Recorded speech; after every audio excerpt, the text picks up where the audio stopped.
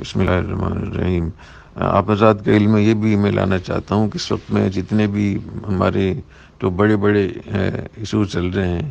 مختلف جماعتوں کے، عالمی سطح پہ تبلیغی جماعت کا مسئلہ ہو یا یہاں کے ہماری دینی جماعتوں کے مسائل ہیں،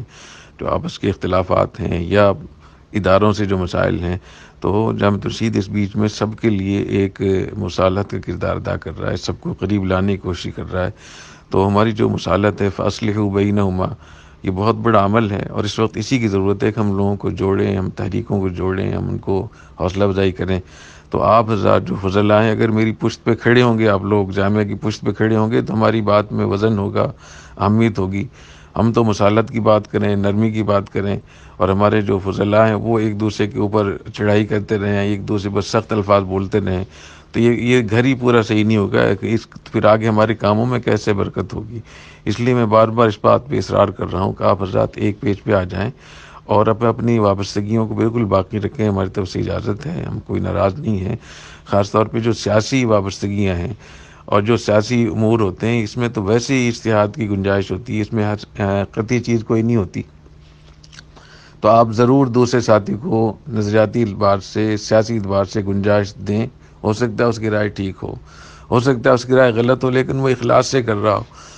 ہو سکتا ہے ہم جو کچھ ہم بات کر رہے ہیں ہماری رائے صحیح نہ ہو، یا ہو سکتا ہے آج ہماری رائے صحیح ہے، کل کو حالات ایسے تبدیل ہو جائیں، یا ہو سکتا ہے ہم کسی غلط فہمی کی بنیاد پہ کر رہے ہوں۔ تو بہت ساری چیزیں اس میں جب احتمالات موجود ہیں، تو اس میں دوسرے کے لیے آپ ضرور اتنی گنجائش ضرور رکھیں۔ جب ایک مجتہد جو ہوتا ہے، جیسے مجتہد کا ایک معاملہ ہوتا ہے، وہ اپنے کام کو، اپنی بات کو، اپنے فیصلے کو، اپنے فتوے کو صحیح سمجھتا ہے،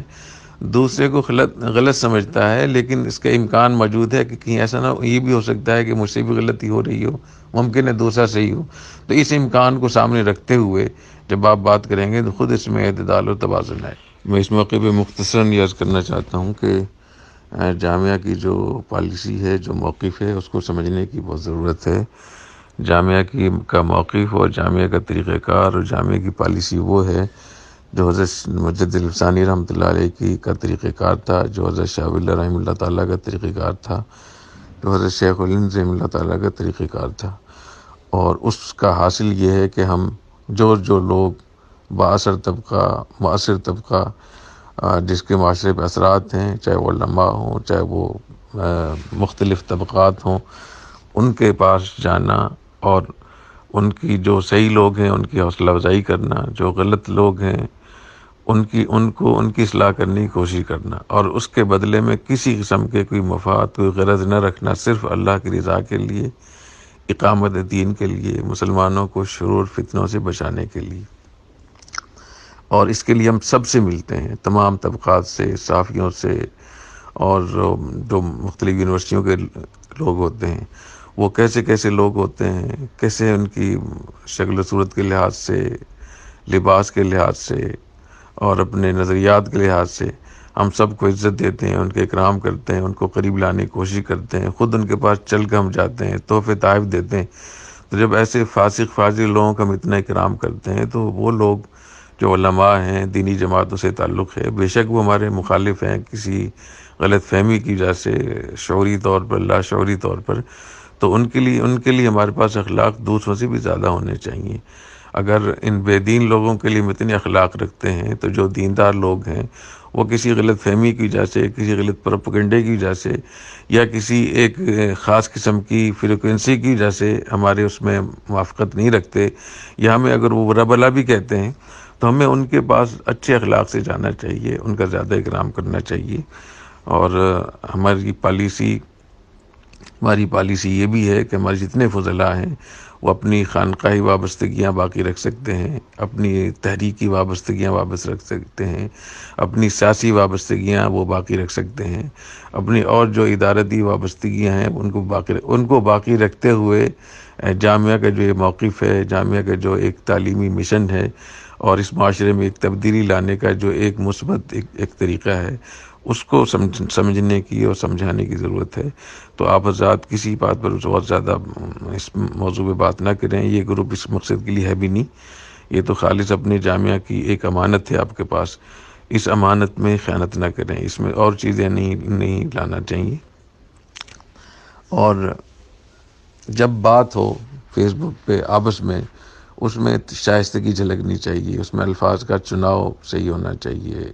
اس میں پتہ چلنا چاہیے کہ آپ کے والدین نے، آپ کے ماں باپ نے، آپ کے اساتذہ نے، آپ کی خانقاہ نے، آپ کے ادارے نے، آپ کی جماعت نے آپ کی اچھی تربیت کی ہے، آپ اخلاق سے بات کر سکتے ہیں، آپ کسی پریشان حال آدمی کی مدد کر سکتے ہیں، آپ کسی مخالف کو دوست بنا سکتے ہیں، کسی دور کو آپ نزدیک کر سکتے ہیں، آپ قریب کر سکتے ہیں، تو یہ آپ کے اندر ہونا چاہیے۔ ادفع بالتی ہی احسن فاذا الذی بینک وبینہ عداوۃ کانہ ولی حمیم۔ اور فإن عاقبتم فعاقبوا بمثل ما عوقبتم به ولئن صبرتم لهو خير للصابرين۔ ادع إلى سبيل ربك بالحکمت والموعظۃ الحسنہ وجادلهم بالتي هي احسن۔ تو میں سمجھتا ہوں کہ اس کا ہمیں اہتمام کرنا چاہیے۔ احسن الی من اساء الیک، اگر کسی نے آپ کو برا لفظ کہہ دیا ہے، برا بلا کہہ دیا ہے، آپ کے ساتھ حسن سلوک کریں۔ یہ ہے نبی کریم صلی اللہ علیہ وسلم کے اخلاق، یہ جانشینی ہے نبی کریم صلی اللہ علیہ وسلم کی۔ عام لوگ تو کچھ بھی کریں، لیکن ہم علماء کو اس پہ آنا چاہیے۔ نبی کریم صلی اللہ علیہ وسلم نے کفار کو کفر پہ رہتے ہوئے بھی ان کا اکرام کیا ہے، ان کے لیے چادر بچھائی ہے، ان کے لیے بستر دیا ہے، ان کے آپ نے خود ان کے بول و براز دھو کر ان کو اچھے کپڑے، اچھے بستر ان کو دیے ہیں اس کفر کی حالت میں۔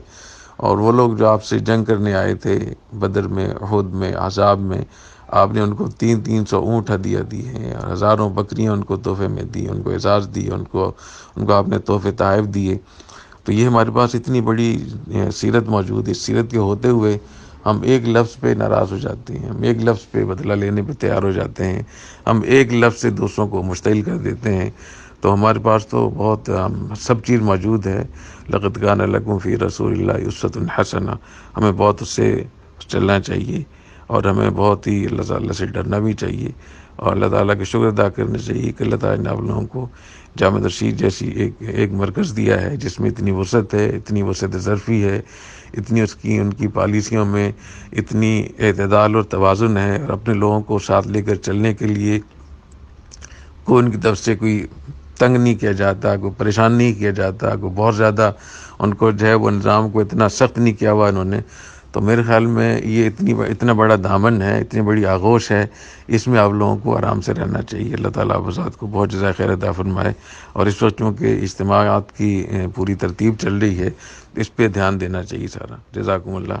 السلام علیکم ورحمۃ اللہ وبرکاتہ۔